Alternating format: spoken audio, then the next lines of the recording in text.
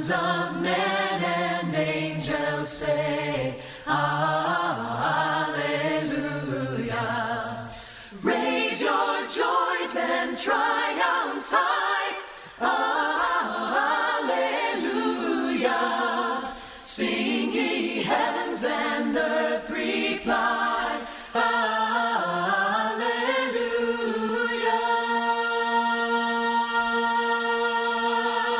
Eu queria meditar com os irmãos, queria ler com os irmãos, não é?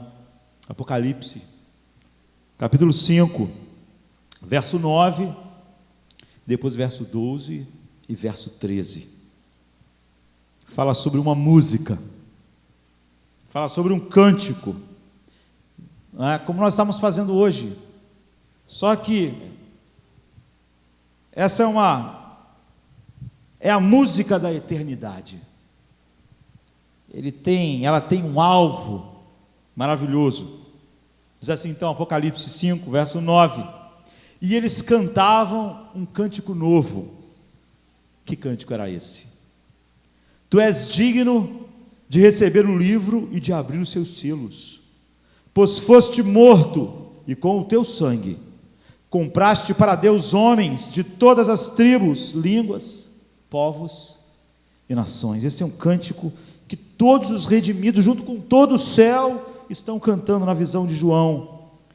E no versículo 12 a 13 diz, e cantavam em alta voz. Certa vez eu botei no Facebook assim, tem gente que não gosta de som alto, né? Estão sempre reclamando do som. Eu penso que esse pessoal vai ter que ir para o inferno. Porque não pode. E cantavam em alta voz. Esse pessoal não vai gostar, vai achar que é exagerado, que o som está muito alto. Mas essas pessoas aqui na eternidade, elas estão com seus corações dominados pela visão do Cordeiro. Então eles cantavam em alta voz, digno é o Cordeiro que foi morto, de receber poder, riqueza, sabedoria, força, honra, glória e louvor.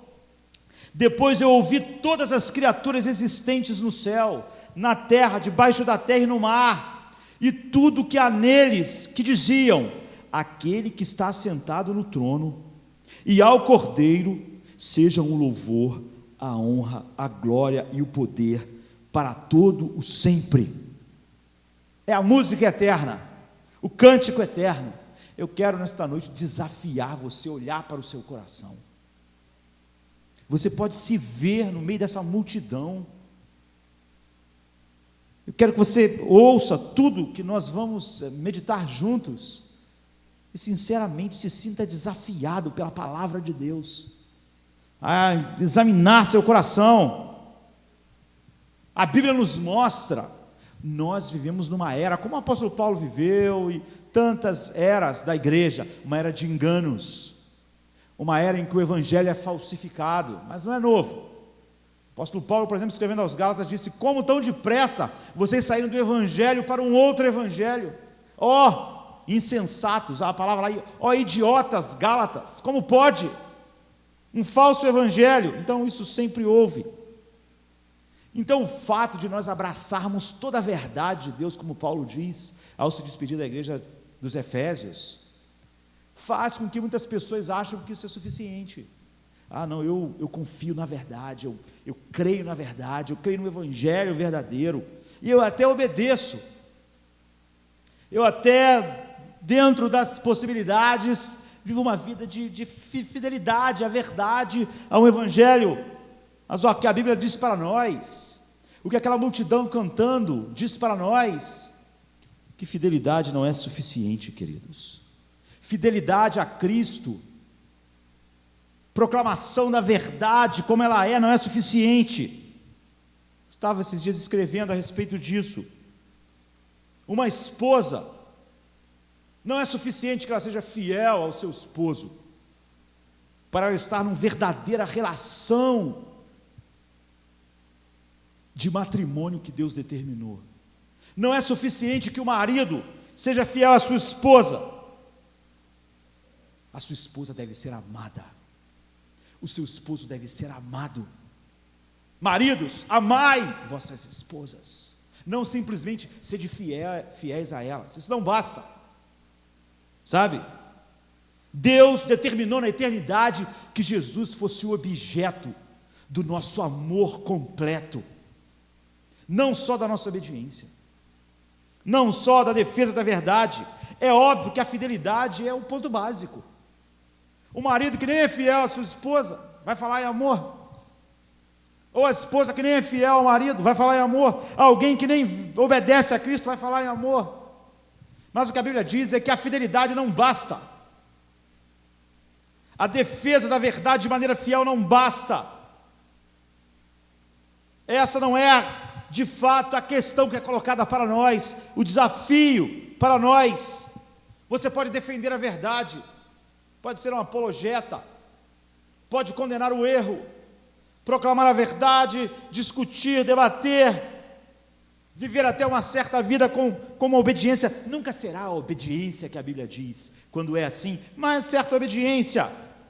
Mas a questão que Deus coloca para nós é o nosso coração. Isso faz toda a diferença aí. Ao olharmos para a Bíblia nesta noite, nós vamos ver como ela nos confronta nisso. Você ama a Cristo? Você ama a Cristo como a Bíblia diz que você deve amar? Com toda a sua alma, força, mente. A Bíblia diz que se você ama, você vai guardar os mandamentos. Mas você vê, a Bíblia sempre parte do amor, e não do guardar os mandamentos. Quem me ama, guarda os mandamentos, é fiel. A fidelidade flui do amor desesperado, do amor grandioso. É isso que a Bíblia diz. Então o problema o coração da vida cristã é sobre amar a Cristo, sobre amar a Cristo, sobre amar a Cristo. Jesus quer todo o afeto verdadeiro do seu coração, todo afeto profundo, não apenas obediência, não apenas se apegar ao evangelho que não é falsificado. Como diz o Salmo 100, Ele quer que você sirva a Deus com alegria, cheio de amor, cheio de gozo. Servir não basta, tem que ser com alegria, não basta fidelidade. O Cristo ressurreto, não é? Tinha isso contra a igreja doutrinariamente fiel dos Efésios, a igreja que recebeu a carta mais profunda, uma igreja comprometida com a verdade, uma igreja que podia defender a verdade no mundo em que o evangelho estava sendo falsificado. Mas o Jesus ressurreto disse: tenho contra vocês que vocês abandonaram o primeiro amor que vocês tinham. Em Apocalipse 2:4, os crentes na igreja de Éfeso, na igreja doutrinariamente correta de Éfeso, foram pegos nessa posição embaraçosa de defenderem a verdade, de pregarem a verdade, de serem fiéis a isso, mas não amar Jesus como Ele deve ser amado. E há uma denúncia quando eu tenho contra vocês isso. Mudem, não basta. É um esposo falando para a esposa: não basta você ser fiel, você deve me amar.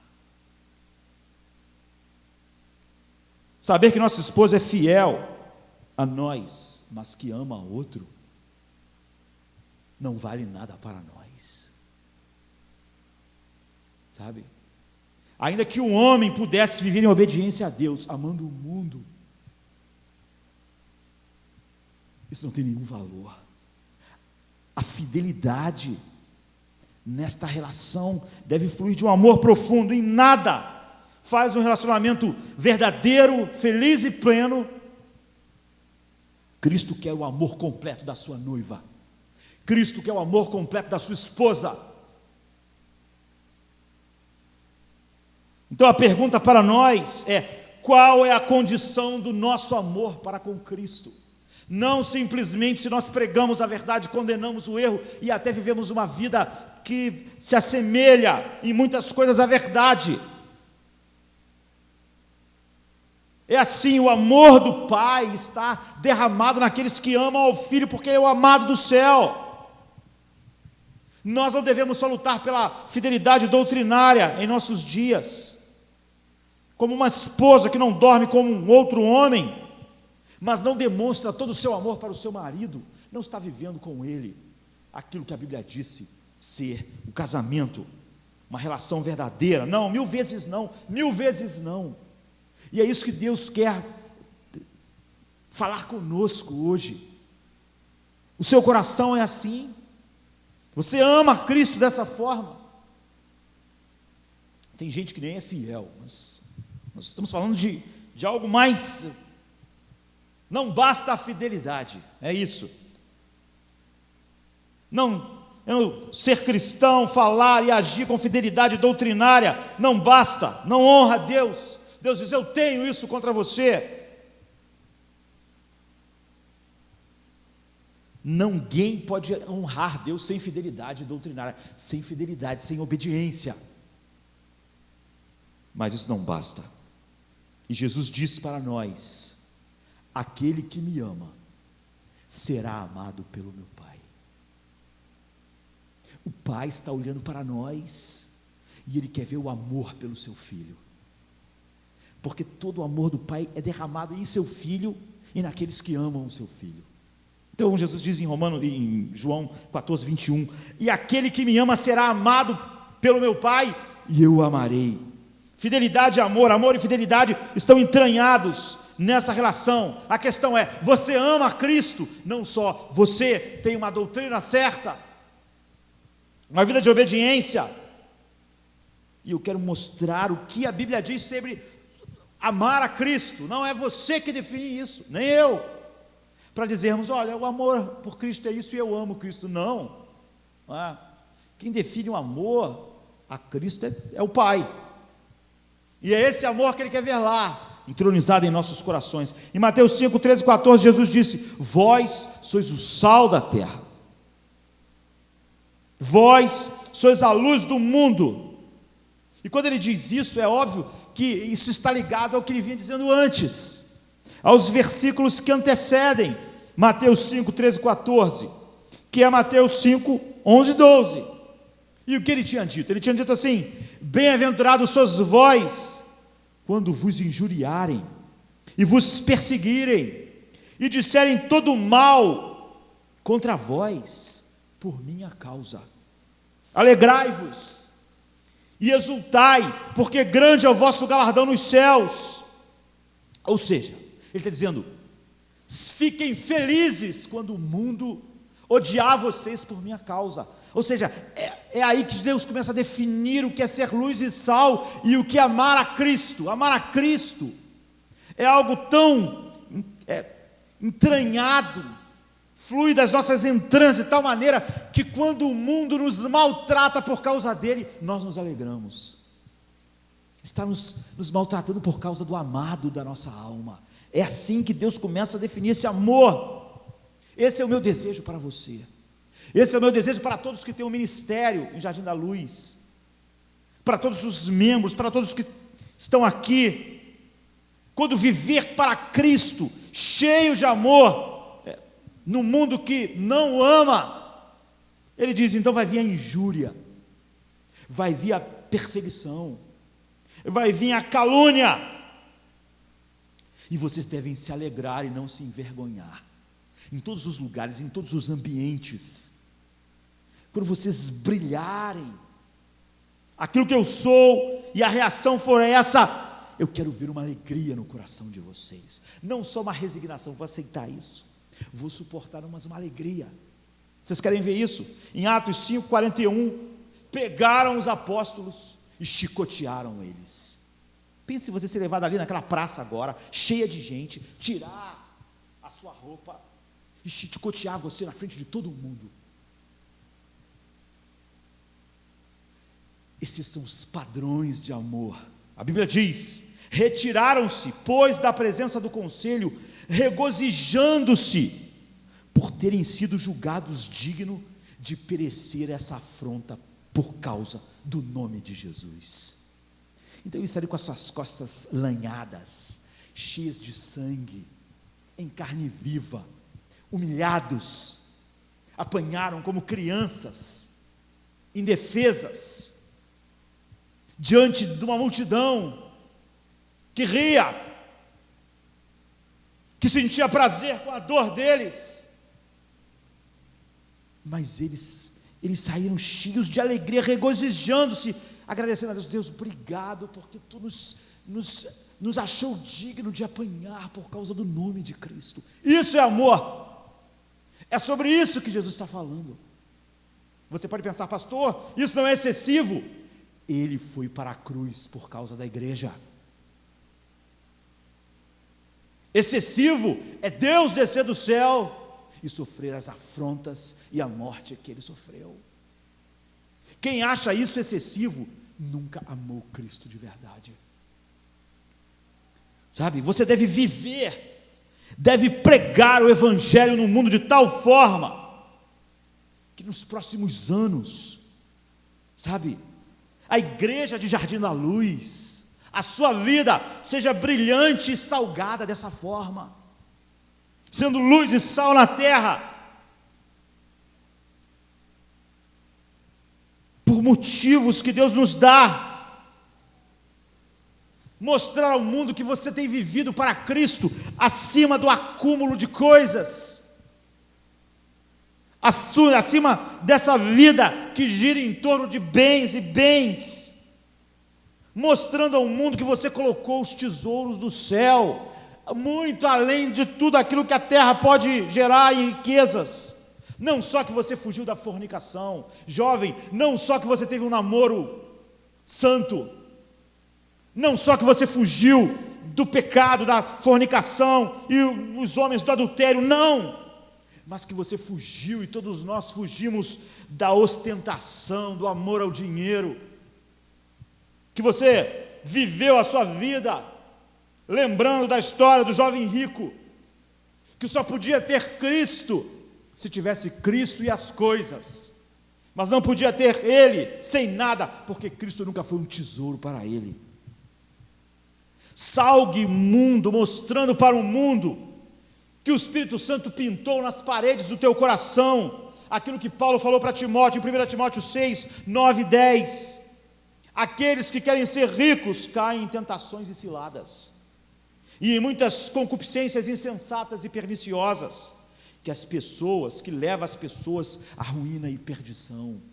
Mostre ao mundo que o seu amor para Cristo fez de você alguém que não viveu a vida querendo ser rico e ganhar mais dinheiro, e mais dinheiro, e mais dinheiro, que você comeu das palavras de Isaías, que você tem um coração como o de Pedro, que disse assim, em 1 Pedro 1, 24 e 25, toda a carne é como erva, e toda a sua glória é como flor da erva, a erva seca e a flor cai, mas a palavra do Senhor permanece para sempre. Mostre ao mundo que você viu tudo que o mundo é, tudo que o mundo tem como erva que está secando, ou seja, que foi despertado em seu coração um senso do valor de Cristo, que você não só foi ortodoxo na verdade, que havia um amor imenso no seu coração, que faz você uma daquelas pessoas que vão cantar como em Apocalipse 5, esse é o meu desejo, sabe, que você tem um amor sublime, sem limites, para a glória de Cristo, que Cristo seja o tesouro supremo de todos nós que estamos sentados aqui nesta noite, sabe, não por causa da nossa saúde, da nossa prosperidade, da nossa riqueza, dos nossos bens, nem do nosso trabalho. Esses são coisas pelas quais o mundo vive. Se você vive para isso, você está todo dia dizendo para o mundo, Cristo não é precioso para mim. O fato de crentes, ou pessoas que se dizem crentes, usar Cristo para prosperidade, saúde, dinheiro, emprego, é uma declaração para o mundo de que Jesus não é o nosso tesouro, Ele é só um bilhete para o nosso tesouro, Ele é só esse caminho, e Jesus não pode ser o ticket para aquilo que te alegra, Ele não pode ser o ticket para o show que alegra a sua vida. Por quê? As pessoas podem esperar com um ticket na mão, achar o ticket precioso, o ingresso para um show, mas é só até o show chegar. Porque aquele ticket só é precioso porque vai dar lugar a ele ao show. Quando ele entra no show, no final, o ticket é jogado fora. Porque o valor do ticket estava naquilo que o ticket dava a ele, e não no ticket. O ticket não vale nada, na verdade. Ele é só a garantia de que eu vou entrar no show, eu vou ver o meu ídolo. Quando nos nossos dias Jesus tem sido nada mais do que o ticket para o show. O que nos alegra é aquilo que nós podemos ganhar através dele. Jesus está dizendo: quem me ama será amado pelo meu Pai. Essas pessoas não amam a Cristo, e o mundo não consegue ver o amor. O mundo, não basta nós sermos fiéis, o mundo tem que ver que nós amamos desesperadamente Cristo. Como esses homens apanharam, sangrando, felizes, apanhamos por causa dele, o amado da nossa alma. Nós não só obedecemos algumas coisas, nós o amamos, nós o amamos, nós o amamos. É isso que o mundo está vendo. Na sua escola, é isso que o mundo está vendo. No seu trabalho. No trabalho, aquela ânsia de crescer, de posição, às vezes até brigando com outras pessoas, querendo passar por cima delas. Você está mostrando a preciosidade de Cristo. Todo o seu esforço voltado para tudo que não é Cristo, e todo só a sua ortodoxia lenta a respeito da verdade, está falando para Cristo a verdade do coração. Nós temos que ter um amor por Cristo que nos leve a nos arriscar no mundo, que nos leve a um sacrifício que aos olhos do mundo seja algo louco. Aqueles homens apanhando na rua, era um sacrifício que as pessoas não entendiam. Esses caras são loucos, por que sofrer assim? Esse é um amor extraordinário, é um amor salgado, é um amor brilhante. Isso é ser sal, isso é ser luz, isso é mostrar Cristo é totalmente desejável, Cristo é totalmente amável. O mundo pode não gostar, o mundo pode chicotear você, o mundo pode crucificar Cristo, como fez com Estevão. Estevão mostrou um amor por Cristo, assim, em Atos 6,15, mas ele mostrou sua sabedoria irresistível, focada em Cristo, no versículo 10, aquelas pessoas mataram Estevão, mas você vê a diferença. Isso é amor, queridos. O mundo às vezes olha para a nossa vida com Cristo e dá um bocejo, sabe? Eles odiaram Estevão, eles rangeram dente contra Estevão. O amor era tão grande, a devoção, o desprezo ao ódio do mundo, que o mundo não pôde ficar indiferente. O mundo não pôde olhar para a devoção de Estevão a Cristo e dar um bocejo e dizer: ele gosta desse tal de Cristo.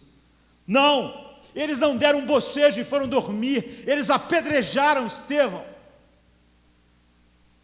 E eles viram aquele homem de joelhos dizendo que estava vendo Cristo. Eles viram aquele homem orando: perdoa eles. Eles viram o que o amor por Cristo é capaz de fazer na vida de um homem. Agora, onde estão esses homens de Deus na nossa geração? Não basta nós falarmos, somos fiéis, temos a ortodoxia certa, enquanto o evangelho falso tem sido pregado, nós estamos focados. Deus quer um amor radical em nossas vidas. O amor que estava em Pedro, em Tiago, em João, em Paulo. O amor que estava em Isaías. Ele quer que nós sintamos o sabor do risco, do sacrifício, da simplicidade do amor, da alegria de sofrer por causa de Cristo, da liberdade que isso nos traz. Livres. Eu vou matar você, eu estou livre. Livre para ser morto. Livre para ser odiado. Porque eu sou do meu amado e o meu amado é meu. É isso, esse amor é se lançar numa aventura por causa dele, sabe? Há 60 anos atrás, um jovem, comandando outros jovens, chamando eles a uma vida assim, falou a respeito disso e disse: onde estão os jovens, mulheres e homens, como ele mesmo, que têm a sua vida como de pouco valor, que estão dispostos a ser fiéis até a morte, por causa do amor a Cristo? Onde estão os jovens que vão viver perigosamente, imprudentemente, como Timóteo, como Saulo, arriscando tudo a serviço dele? Onde estão os homens que vão orar assim? Onde estão aquelas pessoas que contam a verdade de Deus como mais importante que as suas vidas, seus empregos, todas as coisas que o mundo valoriza? Onde estão aqueles homens que comungam face a face com Deus e que depois podem se levantar e dizer: seja aquilo que Deus quiser? É isso. Na verdade, onde estão os pastores assim? Onde está o povo de Deus assim? Isso é amor, isso é amar a Cristo, isso é amar a Cristo com todo o coração, com toda a alma, com toda a força. É esse amor que Ele quer da sua esposa. Ele não quer uma esposa fiel que ame o outro. Deus está olhando para os nossos corações. Aquele que me ama será amado pelo meu Pai. Foi o que essas pessoas fizeram. Deus quer que nós, pastores, que cada um de vocês, povo de Deus, fale como Joabe e Abisai. Eu acho maravilhoso a postura deles. Eles estavam cercados por exércitos. A chance deles era nenhuma. Dos grandes valentes de Davi, irmãos, e Joabe vira para Abisai e diz: olha, estamos entre os sírios e os amonitas. As nossas chances são nada. O que nós vamos fazer? Vamos sentar? Vamos chorar? Nós somos o povo de Deus. Então ele disse para o irmão dele, que era como ele, um general, com um grupo pequeno de pessoas: vamos nos dividir, vamos nos separar, vamos enfrentar os sírios, vamos enfrentar os amonitas. Mas como? Ele diz: seja forte e lutemos com bravura pelo nosso povo, pelas nossas cidades e pelo nosso Deus, e que Deus faça o que Ele achar melhor de nós. Se Deus quiser que nós sejamos todos assassinados, vamos lá, pega a espada, Abisai, vamos cada um para um lado, que Deus faça o que Ele quiser. É isso que Deus quer. Deus não quer que a gente calcule o risco, sabe? Ele não quer que a gente pense: será que nessa cidade? Ele não queria que Paulo pensasse: eu vou apanhar, as pessoas vão aceitar, elas vão aplaudir o Evangelho. Que Deus faça o que Ele quiser. Eu vou lá e vou falar sobre o meu amor por Cristo, vou pregar Cristo e este crucificado, e que Deus faça o que Ele achar melhor. Falemos como Sadraque, Mesaque e Abdenego: ó Rei, nós servimos um Deus que pode nos livrar das tuas mãos, mas se Ele não quiser nos livrar, não tem nenhuma importância, porque nós não nos prostraremos aos teus deuses. Jogue a gente na fogueira. É esse amor, é um amor que se arrisca, é um amor que se lança numa aventura. Esse é o amor da igreja, essa é a história da igreja. Ela foi escrita com o sangue dos mártires, homens que não calcularam nada, fizeram como Joabe e Abisai. Vamos lá, o Senhor faça o que parecer bom aos seus olhos. Não sabemos se vamos morrer ou não, e que importa, vamos lutar como pelo nosso Deus, ou como Esther, vamos, e é esse tipo de amor que Deus quer, um amor que se arrisca, um amor destemido, como Esther disse a Mardoqueu, em Esther 4,16, você tem dito isso. Não podemos definir o nosso amorzinho lá num lugar confortável. Esther disse assim: eu irei ao rei, ainda que isso é contra a lei, e se eu perecer, pereci. É isso que Deus quer. Eu vou lá, vamos fazer o que Deus quer, e se nós morrermos, morremos. E tenha certeza de uma coisa: Deus nos prometeu sofrimento. Você pode perguntar: por quê, pastor? Porque o sofrimento mostra quão precioso Cristo é para nós.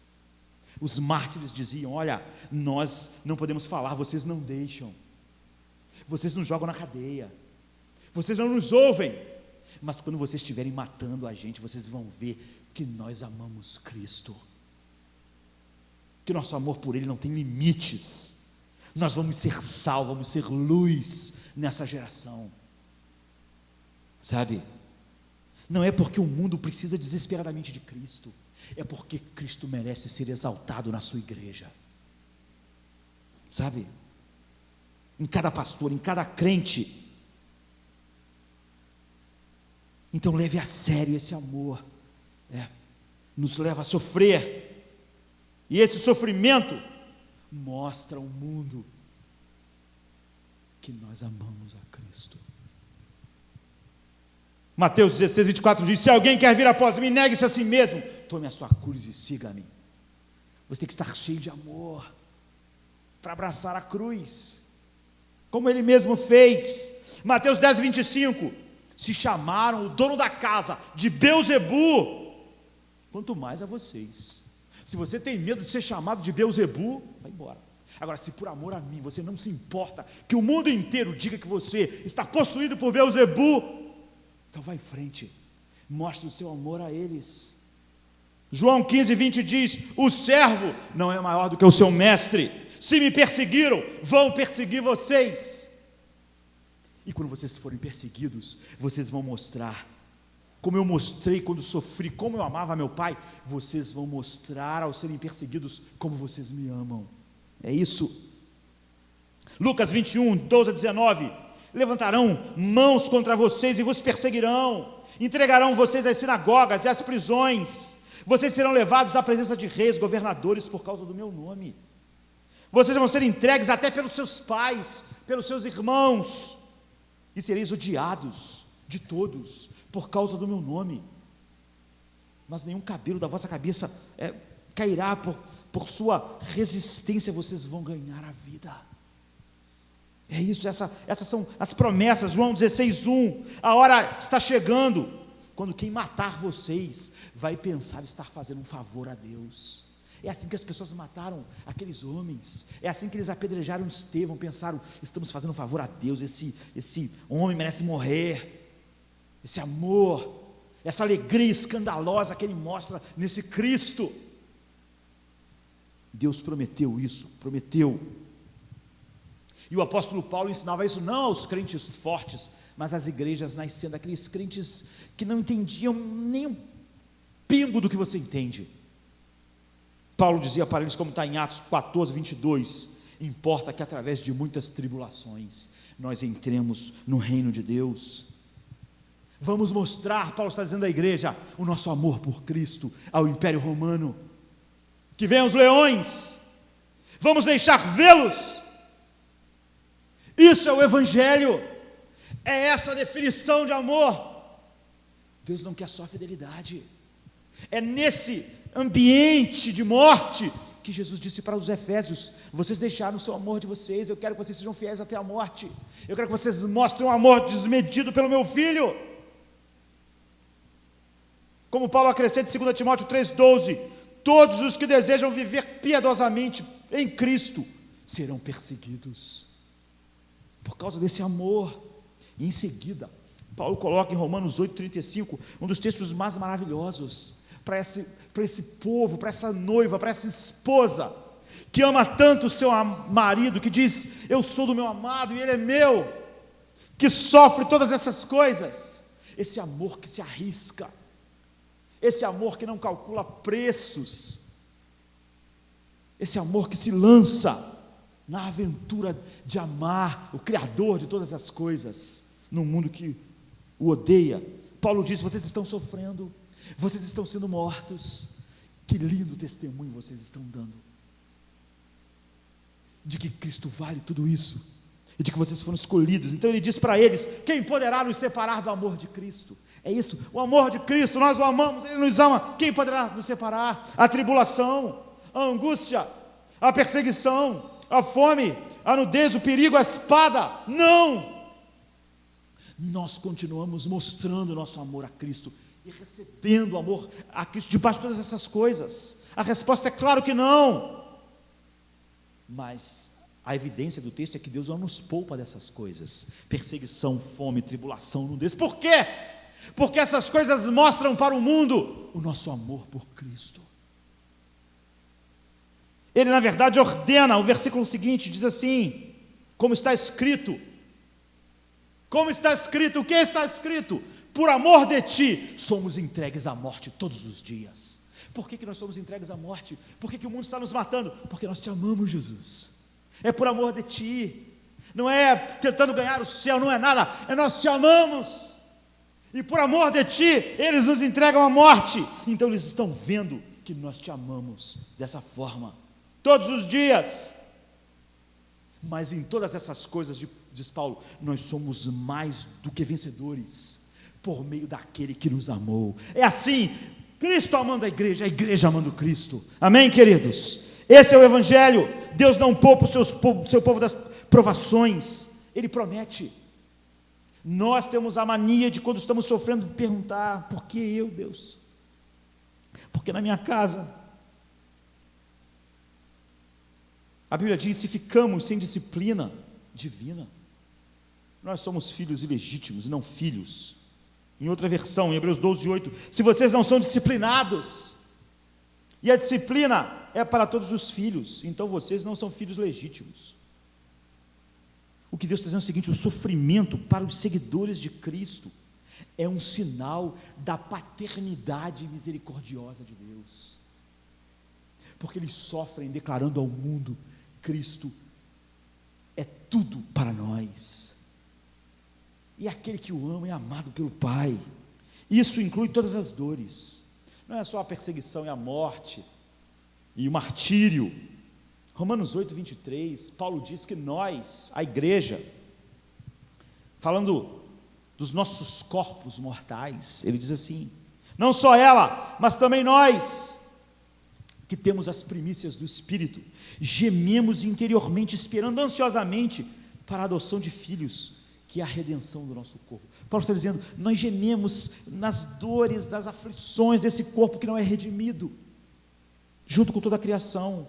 Romanos 8:23, em outra versão. E não só isso, mas nós mesmos que temos os primeiros frutos do Espírito, ou seja, a regeneração, a nova vida, gememos interiormente, porque nossos corpos são fracos, mortais, esperando ansiosamente nossa adoção como filhos, a redenção do nosso corpo.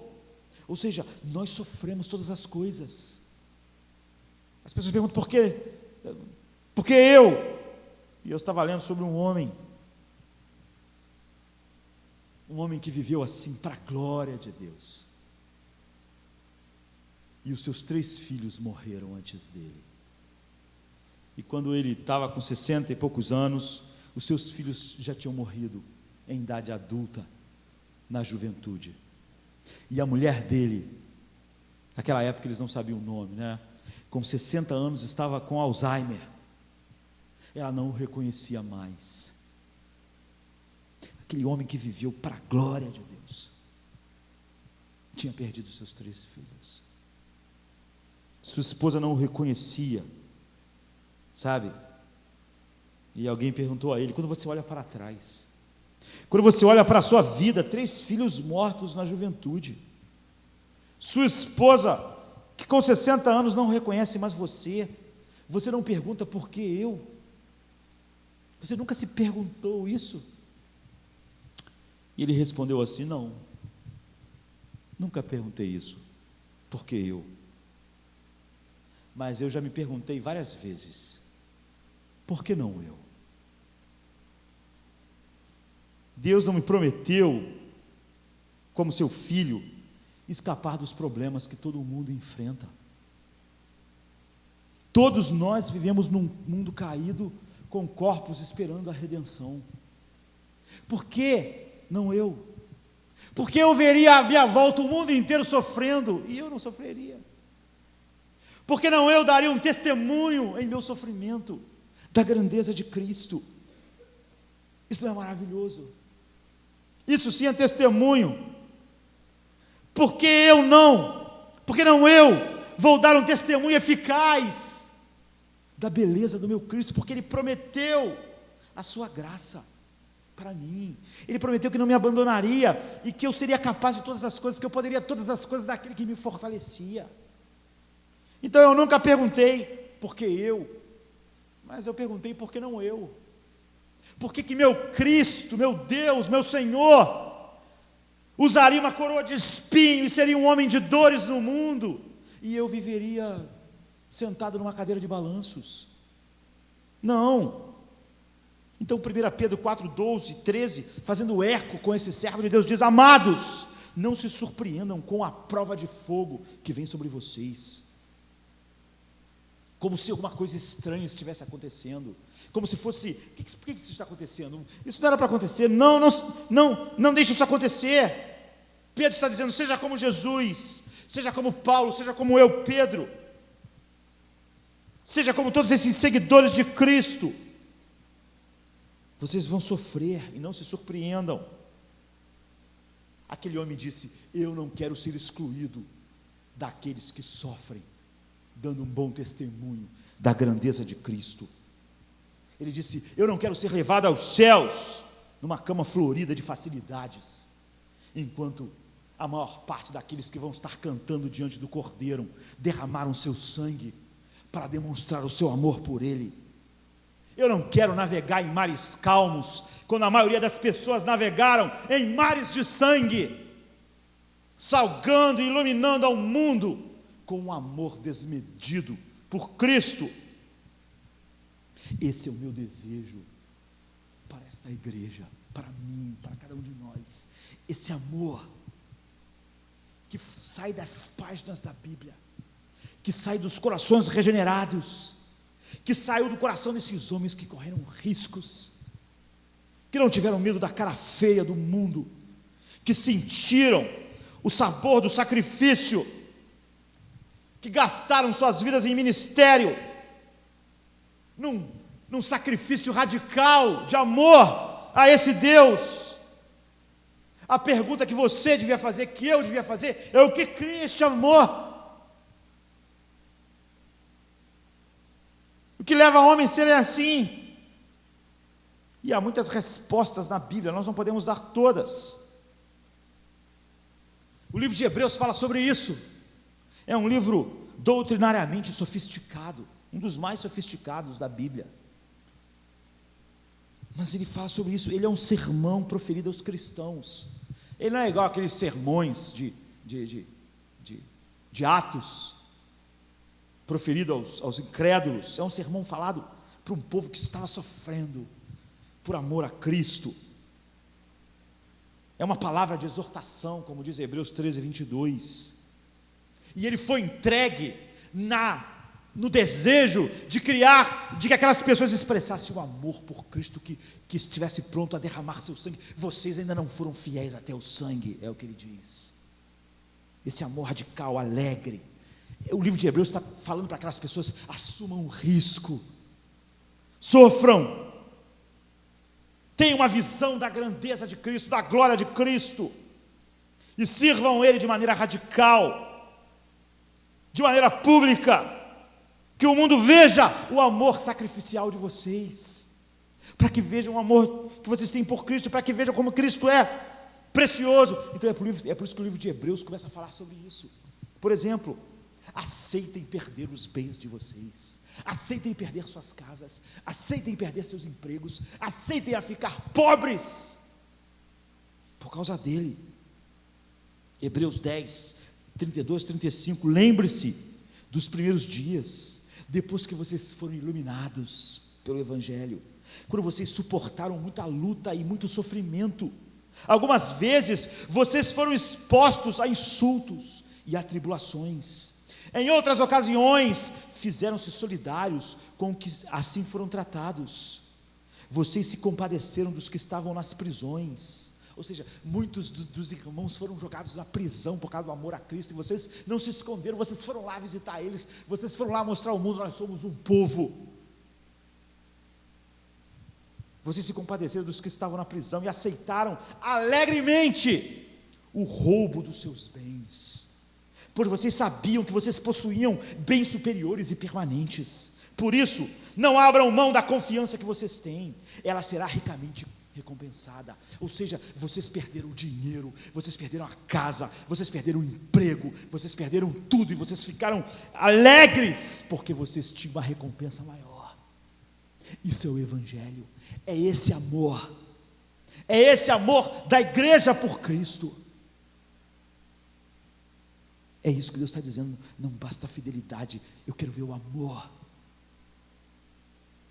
Isso é uma esposa, isso é a noiva. Alguns crentes tinham sido presos e eles estavam lá juntos, e eles aceitaram alegremente o confisco dos seus bens. Imagine, tua casa, teus bens, teu tudo, você não tem mais nada por causa desse Cristo. Ah é? Então eu estou muito alegre com isso. Sabe, você vai ver que eu nunca vivi para os meus bens. Eu trabalhava, eu tinha casa, mas eu nunca servia ao dinheiro. Eu servia ao meu Cristo. E quando vocês tiram os meus bens, eu fico alegre, porque vocês não podem tirar ele de mim. Vocês aceitaram alegremente o confisco dos vossos bens. Hebreus 10, 30. É esse amor, essa é a definição de amor que Deus nos dá. Por quê? Qual é a razão? Porque vocês tinham uma possessão muito melhor. Eles tinham algo melhor, muito maior que do dinheiro e dos bens. É esse ato radical de sacrifício de amor dos santos que salga e que ilumina o mundo. Eles aceitaram. É isso que eu estou dizendo. Isso é necessário na nossa vida. O mundo tem que ver que o nosso amor por Cristo está pronto a todos os riscos, a todas as caras feias. Não é simplesmente que nós nos abstemos de adulterar, de fornicar, de roubar. Não. Cada um de nós deve segurar nossas posses, nossos bens, nosso emprego, com mãos frouxas, de tal maneira que quando eles se forem, nossa confiança num tesouro supremo faça nós estarmos alegres em Cristo. E então o mundo vai ver, olhar para nós e dizer: essas pessoas amam Cristo. Que coisa, que amor é esse? Que gente é essa? Olhando a recompensa, olhe para Hebreus 11, 24 e 26, nosso tempo está acabando. Pela fé, Moisés, já adulto, recusou ser chamado filho da filha de Faraó, preferindo ser maltratado com o povo de Deus, a desfrutar os prazeres do pecado durante algum tempo. Por amor a Cristo, ele considerou a desonra uma riqueza maior do que todo o dinheiro do Egito, porque ele contemplava a recompensa. É isso. Imagine a rainha da Inglaterra. Ela não é nada perto do poder que Faraó tinha. Faraó dominava o mundo. Ela hoje é uma figura decorativa, mas ela está naquele palácio de Buckingham. Imagina se você fosse neto dela. As pessoas admirando. Você vê quando o príncipe anda pelo mundo aí, retrato, paparazzi, princesa, eles casam na abadia de Westminster. Tudo que eles fazem é notícia. Imagina se você... Moisés era assim. Moisés olhou para isso tudo: palácio, dinheiro, um harém, mulheres, neto do faraó. Ele olhou para isso tudo e considerou isso nada. E a Bíblia diz por quê? Porque por amor a Cristo ele considerou ser um escravo melhor do que ser neto do rei. Isso é amor. É isso que a Bíblia está dizendo para nós. É um amor sacrificial, é um amor radical, é um amor que não ficou pensando: poxa, palácio, rei, eu não posso, será que não dá para amar a Cristo e essas coisas? Não dá. Ele considerou o opróbrio de Cristo uma riqueza maior do que os tesouros do Egito, porque ele tinha em vista uma recompensa maior do que palácio, tesouro, riqueza, nome, Faraó. Esse é o sacrifício que mostrou ao Egito que Deus, que Cristo era precioso para Moisés. É assim que o mundo está vendo que nós amamos Cristo. Ele suportou o opróbrio por causa de Cristo. Olha para Hebreus 12, 2. Olhando para Cristo, o autor e consumador da nossa fé, o qual pelo gozo que lhe estava proposto, suportou a cruz, desprezando a ignomínia, e agora está centrado à destra de Deus. Ele olhou para a cruz, olhou para o cuspe, olhou para a desonra, mas ele olhou para o futuro. A Bíblia diz: Ele olhou para a sua esposa. Cristo amou a igreja. Cristo amou o presente que o Pai lhe deu. Cristo amou o Pai.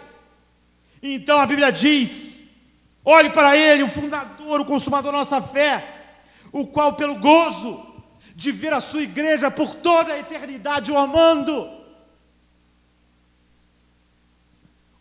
magnificando o Pai em tudo, olhou para a cruz e disse: isso é nada, eu vou descer do trono dos céus e vou lá. Isso é amor. Você não pode falar do amor que Deus está colocando para a sua igreja como algo que é grande demais, pesado demais, difícil demais. Pela alegria que lhe estava proposta. Você sente a alegria que lhe está proposta? Você é como Moisés. Você vê Jesus quando sofreu, Ele nos mostrou como sofrer, olhando para frente, olhando para o gozo, olhando para aquilo que estava proposto. Então Ele modela o motivo pelo qual nós devemos sofrer. E essa alegria indestrutível, ela invade o sofrimento presente, ela invade a dor, a angústia, a morte, cheia de alegria futura. É assim que Moisés fez, porque esses homens estavam buscando algo que já estava por vir, algo que esse mundo não vê. O mundo precisa ver isso desesperadamente na igreja. Foi isso que abalou o Império Romano. Não foi a riqueza, não foi o poder da igreja, não foi o dinheiro, não foi o templo, foi aquelas pessoas que amavam a Cristo assim, aquele império rico, poderoso, que podia esmagar aquelas pessoas, não conseguia compreender o amor que a igreja tinha por Cristo. Isso é salgar o mundo, isso é iluminar o mundo, é isso que você está sendo desafiado a viver, e eu também. Isso é uma vergonha para a nossa geração. Hebreus 13, 12, 14. Assim Jesus também sofreu fora da porta, para santificar o povo por meio do seu próprio sangue. Portanto, saiamos, pois, a ele fora do arraial, suportando a desonra que ele suportou. Pois não temos aqui, neste mundo, nenhuma cidade permanente, mas buscamos a que há de vir. É isso, é uma convocação. Saiamos, pois, a ele, ou seja, saiamos, pois, ao nosso esposo está sendo desonrado, está saindo do arraial. O que a esposa faz? Ela não fica num lugar seguro. Como eu amo meu esposo, tadinho dele, não. Qual é o convite para nós? Saiamos, pois, a ele, saiamos. Essa é a mensagem de Hebreus para aquele povo. Não foi uma mensagem: olha, vamos tentar fazer as coisas de tal maneira que ninguém sofra muito. Não, se arrisquem. Saiam, pois, a ele fora do arraial, coloquem suas cabeças para fora, deixem o mundo ver, assumam riscos, vamos para fora do arraial, atrás de Cristo, levando a desonra que Ele levou. Isso significa algo radical, é ser tomado por um amor que nos lança a todo risco, um amor sacrificial. Sabe, isso é o que? É estar dizendo para Deus todos os dias: Senhor, tudo, a qualquer momento, em qualquer lugar, meu coração está rendido, em qualquer lugar eu quero estar manifestando esse amor a Cristo. Mas a nossa pergunta é: como isso? O que motiva isso? Nós temos as mesmas razões que eles. Aqui diz no versículo 14, como tinha dito no 10, no 11, no 12, pois aqui não temos nenhuma cidade permanente. Esse mundo não é a nossa casa. Ele não nos prende. Cristo nos prende. Ele não. Então nós assumimos o risco. Vão levar nossos bens? Vão tirar nossas vidas? Isso é um amor da igreja por Cristo. Isso é o amor da noiva pelo noivo, da esposa pelo esposo. Nós saiamos atrás do nosso esposo fora do arraial, onde ele é desonrado, no mundo que não o ama. E quando esse mundo que não o ama, não nos ama também, nós não ficamos choramingando pelo canto, nós nos sentimos honrados. É o que ele disse: se sintam grandemente alegres por sofrerem por causa do meu nome. Nós somos criados. Você gosta de dizer que foi eleito antes da fundação do mundo para ser a noiva de Cristo? Nós fomos criados. Nós fomos sustentados para valorizar o nosso destino final com o nosso amado. Não importa, sabe, qual é a recompensa que move a sua vida. É isso. Os confortos, os títulos da vida terrena, Moisés olhou para isso e disse: olha, isso não é. Eu não fui criado para valorizar isso. Eu fui criado para valorizar Cristo. E eu prefiro sofrer com o povo dele. Isso é mais do que crer na doutrina certa. Isso é mais do que uma fidelidade à doutrina certa. Isso é amor. Amor. Aquele que me ama será amado do meu Pai. É isso. Ele é o tesouro. Qual é a recompensa? A chave que nos mantém firmes. Outro dia eu estava contando às pessoas de uma mulher grávida que foi jogada na cadeia, esperando dias para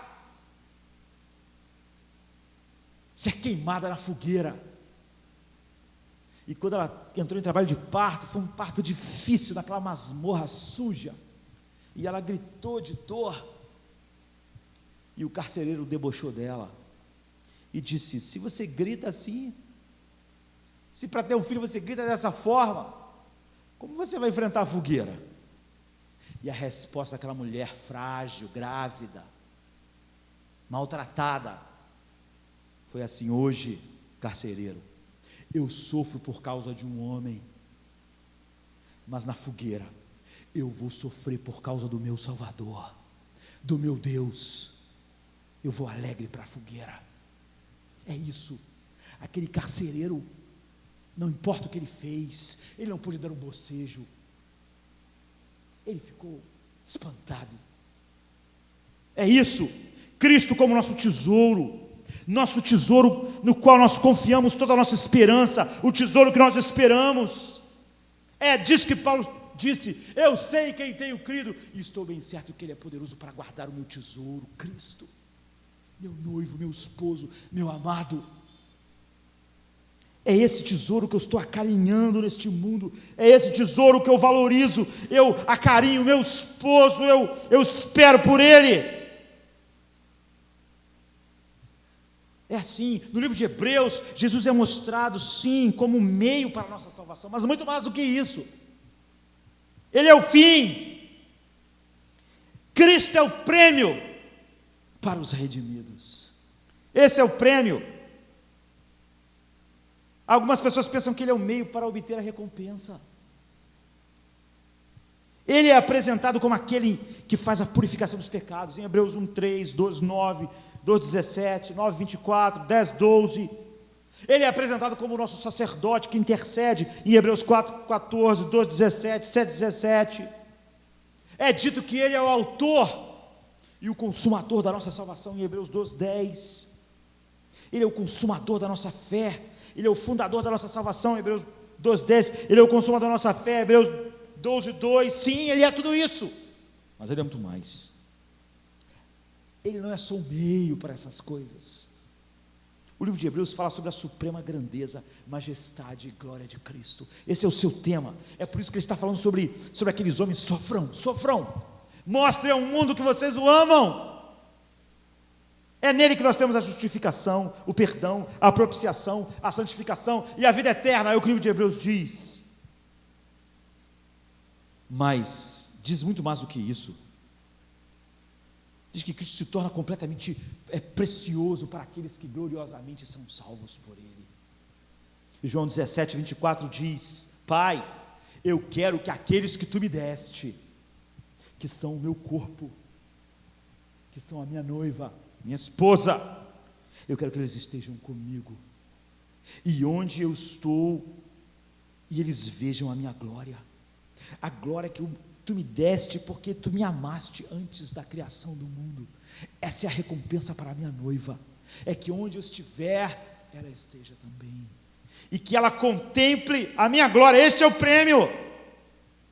É por isso que nós lemos no início, Apocalipse 5, 9, 12 e 13, e eles cantavam um novo cântico: Tu és digno de receber o livro e de abrir os seus selos, Pois tu foste morto e com teu sangue compraste para Deus homens de toda a tribo, língua, povo, nação, e cantavam em alta voz: digno é o Cordeiro, nosso amado, nosso noivo, nosso esposo, que foi morto. Digno é o Cordeiro de receber poder, riqueza, sabedoria, força, honra, glória e louvor. Depois ouvi todas as criaturas existentes no céu, na terra, debaixo da terra e no mar, e tudo que neles há, que diziam: aquele que está sentado no trono, Pai, e ao Cordeiro sejam o louvor, a honra, a glória, o poder para sempre. Essa multidão, amém, queridos, é a multidão que mostrou o seu amor. São eles. Essa é a música da eternidade, é a música da eternidade. Cristo é a grande recompensa deles. Ele é o único que nós conhecemos como a melhor recompensa. Ele é a luz da cidade. A Bíblia diz em Apocalipse: a cidade não terá luz, porque o Cordeiro será a sua luz. Ele será a luz, ele será tudo. É por isso que Moisés disse: eu tenho essas riquezas do Egito como nada. Saiamos, pois, a ele fora do arraial, levando a sua vergonha, o ódio, o desprezo do mundo. Portanto, tudo que o autor de Hebreus quis, tudo que a Bíblia quer, é intensificar o nosso amor por Cristo agora, para que o mundo inteiro veja que Ele é o nosso tesouro, Ele é o nosso desejo, e mais tarde, Ele será a nossa recompensa, Ele é a nossa herança, é Ele é. Então o que o livro de Hebreus diz? Diz que Cristo é a revelação final de Deus, Hebreus 1:2. Diz que Cristo é o herdeiro de todas as coisas, Hebreus 1:2 também. Diz que Ele é o Criador do mundo, Hebreus 1:2. Diz que Ele é o esplendor da glória de Deus, Hebreus 1:3. Diz que Ele é a exata expressão da natureza de Deus, no 3. Diz que Ele sustenta o universo pela palavra do seu poder. Cristo diz que Ele fez a purificação dos nossos pecados. Diz em Hebreus 1:4 que Ele está sentado à destra da majestade nas alturas. Diz que Cristo, Hebreus 1:8, que Ele é Deus, que Ele está entronizado para sempre e que Ele tem em sua mão um cetro de retidão.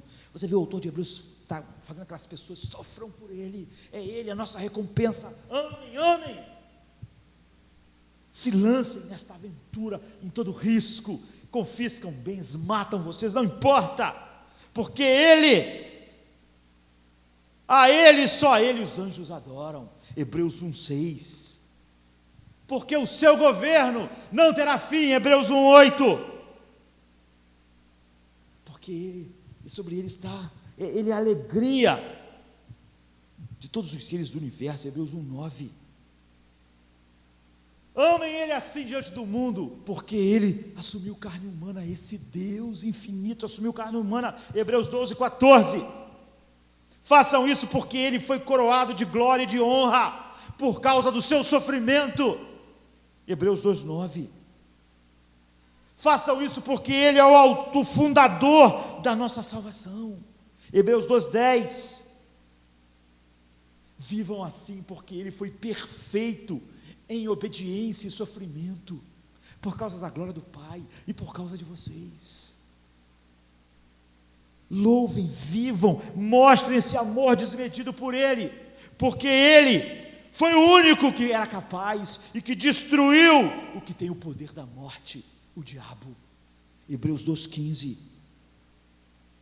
Façam isso porque Ele nos libertou do medo da morte, Hebreus 2:15. Façam isso, amem Ele assim, porque Ele é um sacerdote misericordioso e fiel, Hebreus 2:17. Porque Ele fez propiciação pelos nossos pecados, Hebreus 2:17. Porque Ele se compadece das nossas fraquezas e sofrimentos, Ele está conosco, Ele sabe o que é sofrer, e Ele se compadece. Façam isso porque apesar de viver neste mundo e sofrer muito mais do que vocês, Ele nunca pecou, Hebreus 4:15. Façam isso porque Ele ofereceu-se com grande clamor e lágrimas, com temor reverente a Deus, como está em Hebreus 5:7. Façam isso porque Ele se tornou a fonte da nossa salvação, Hebreus 5:8. Façam isso, porque ele tem o sacerdócio eterno, e em virtude disso, ele tem uma vida indestrutível, e ele deu a vocês essa vida, Hebreus 7,16. Façam isso, porque ele está à direita de Deus intercedendo por vocês, dia após dia, segundo após segundo. Hebreus 9,24, façam isso, porque ele vai voltar uma segunda vez, para redimir para sempre a vida de vocês. Hebreus 9,28, façam isso, vivam esse amor sacrificial, essa alegria que escandaliza o mundo. Hebreus, aquelas pessoas que receberam a carta, façam isso, porque Cristo é o mesmo ontem, hoje e eternamente. Hebreus 13:8. O livro de Hebreus é todo sobre a glória, a dignidade e o quanto Cristo é amável. É por Ele e por causa dEle que vocês sofrem, porque Ele é a recompensa de vocês, e quando vocês sofrem, vocês mostram ao mundo que Ele é o bem mais precioso que existe. Portanto, o autor de Hebreus diz: saiamos, pois, a Ele fora do arraial. Vamos levar, não, Ele está indo, Ele foi levado, Ele saiu fora do arraial levando a vergonha. Vamos atrás dEle, nós somos sua noiva. Ele está dizendo para a sua noiva: vinde a mim, fora do acampamento.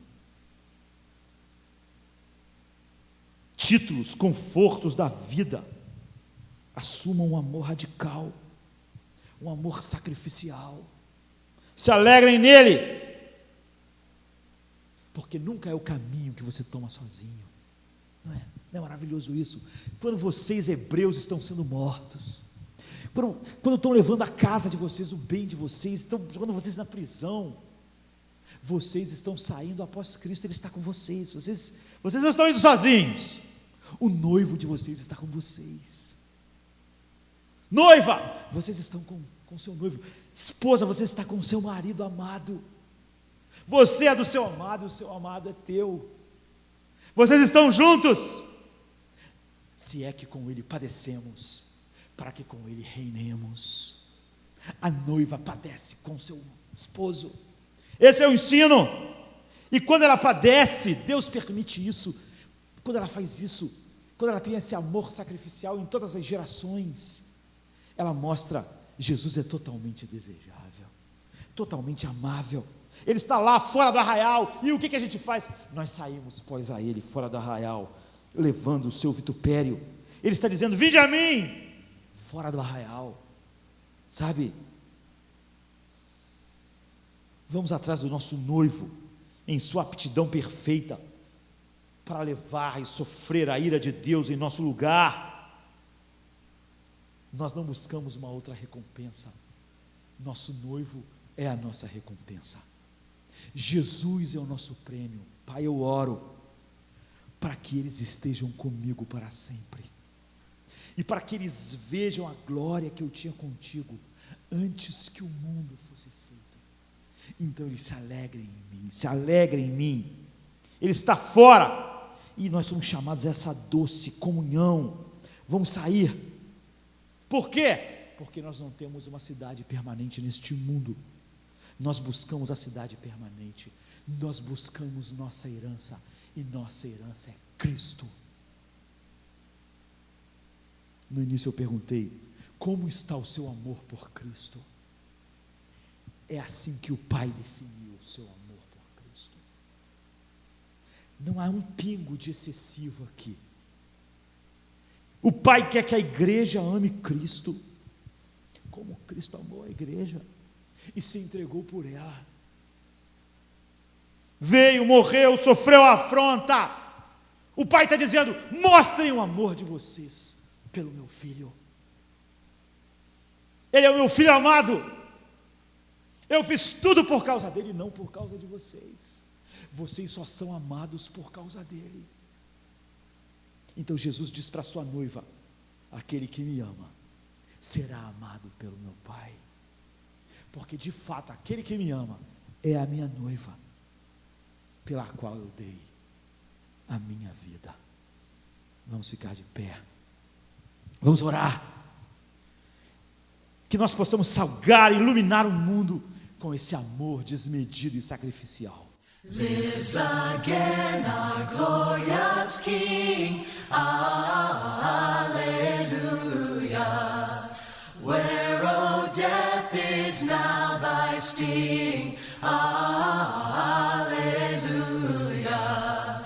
Dying once, he all doth save. Alleluia.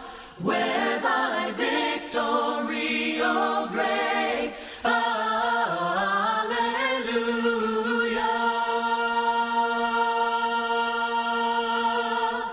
Love's redeeming work in